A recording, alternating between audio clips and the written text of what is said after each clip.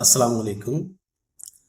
आप लोगों ने एसआईआर के फॉर्म ज़रूर भरे होंगे और आप में से अक्सर लोगों का नाम ड्राफ्ट वोटर लिस्ट में आ भी गया होगा, आपने चेक भी कर लिया होगा।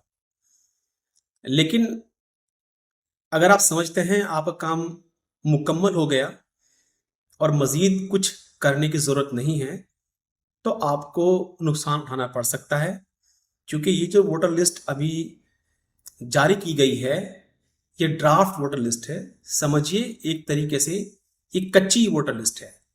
जो फाइनल वोटर लिस्ट है वो यूपी की 10 अप्रैल 2026 को जारी की जाएगी।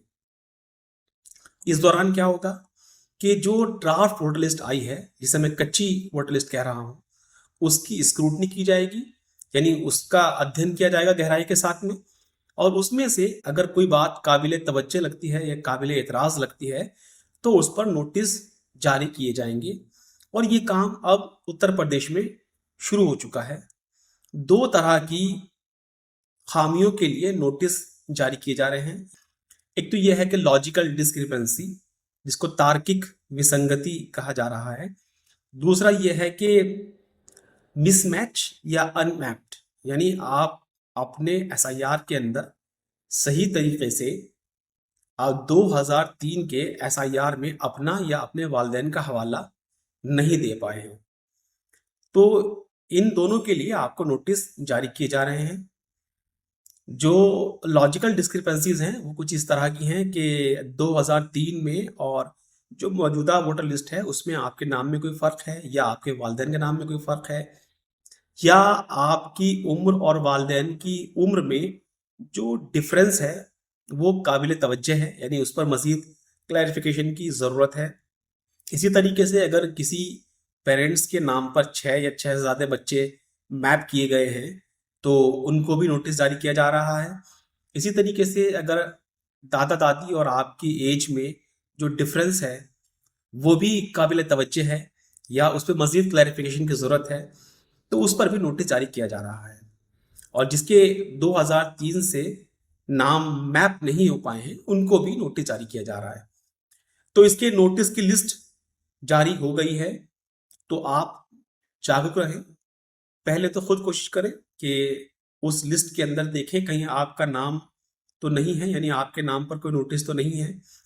अगर ऐसा है तो खुद आगे बढ़कर अपने बीएलओ से कांटेक्ट कीजिए।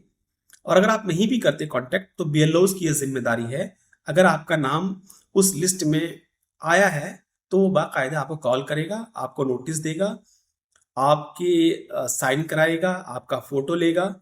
नोटिस आप रिसीव करते कर सकते हैं, या आपकी तरफ से आपका कोई घर का आदमी या व्यक्ति भी रिसीव कर सकता है।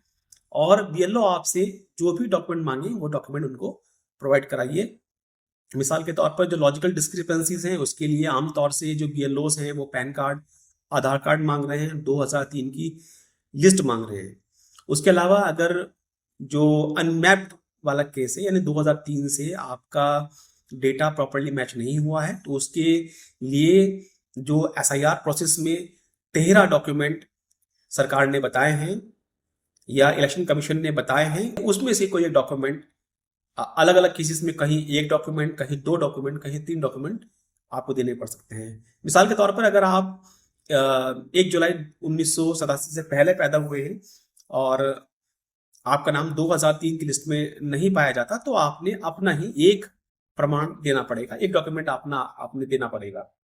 दूसरा केस ये है कि आपने 1 जुलाई से लेके 2 दिसंबर 2004 के बीच में अगर आप पैदा हुए हैं, तो इस केस में आपका नाम अगर 2003 से मैप्ड नहीं हो पाया, तो आपने एक डॉक्यूमेंट अपना और एक अपने माता या पिता में से किसी एक का देना होगा।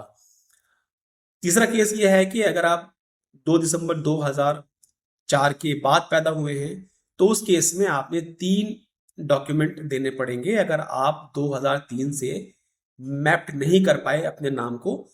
एक डॉक्यूमेंट अपना, एक अपने अम्मी अब्बू का, एक अपनी अम्मी का और एक अपने अब्बू का। तो इसको बहुत सीरियसली लें और बीएलओ से रब्ता करें, या बीएलओ अगर आपसे रब्ता करें तो उसको प्रॉपरली रेस्पॉन्स करें, उससे मिलें, उसको डॉक्यूमेंट प्रोवाइड कराएं। अगर आप ऐसा नहीं करते तो इस बात के चांस हैं पूरे चांस है इस बात के कि आपका नाम जो फाइनल वोटर लिस्ट आएगी उसमें आपका नाम शामिल नहीं किया जाएगा। जज़ाकल्लाह।